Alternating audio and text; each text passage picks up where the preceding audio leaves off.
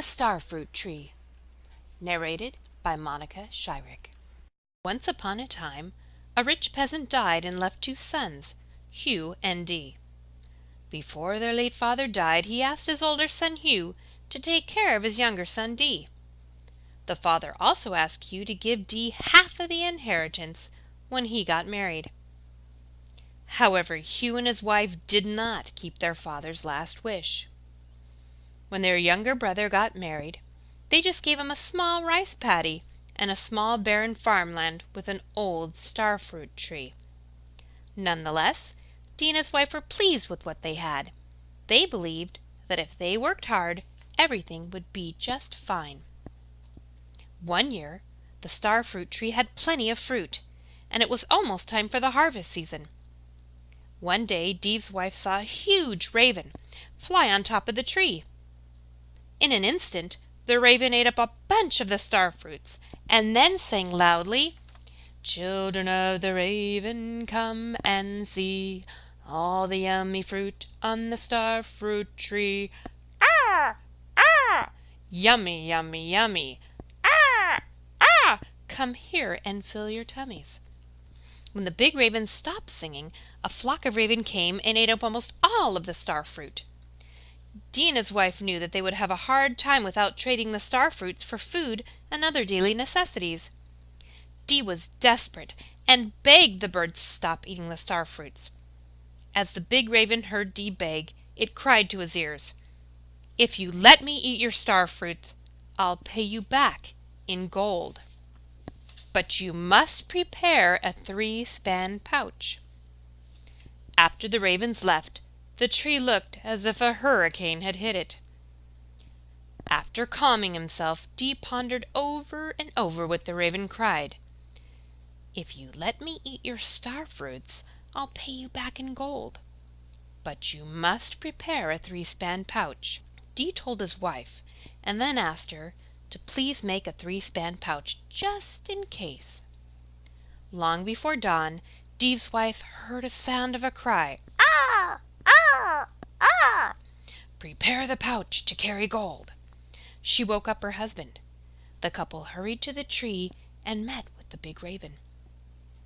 The raven told Dee to climb onto his back, making sure Dee had the 3-span pouch. Several hours later, the raven placed Dee on the top of the gold mountain. Near the entrance of a cave, the raven said, "You can take whatever you like." Inside the cave, Dee found that gold was scattered everywhere. There were also many beautiful stones of different colors. He filled half of his pouch with gold coins and came out of the cave to meet with the raven. When the raven saw Dee carry a pouch half filled with gold coins, it asked him, "Why didn't you fully fill the pouch?" Dee said, "This is good enough for me." Even though Dee and his wife had many gold coins, they worked hard and made successful living as farmers.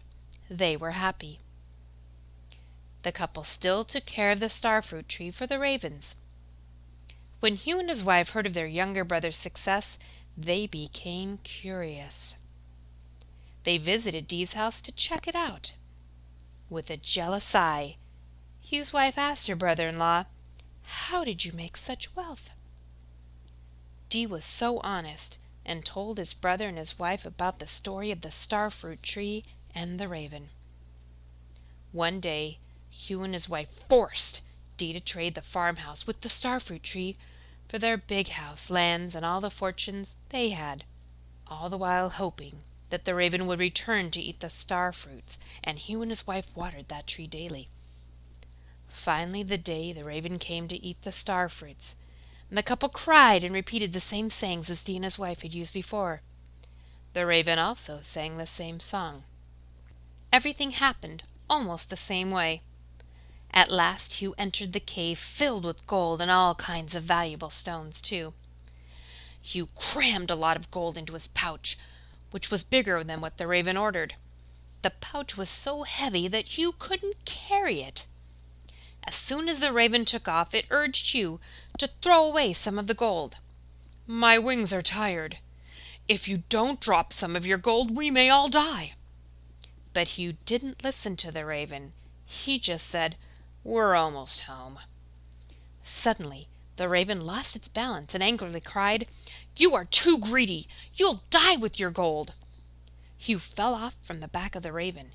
He hit the sea with a big splash and sank all the way down to the bottom. He died embracing his gold with his arms and legs wrapped around the bag. Hugh's wife waited for her husband, but he never showed up.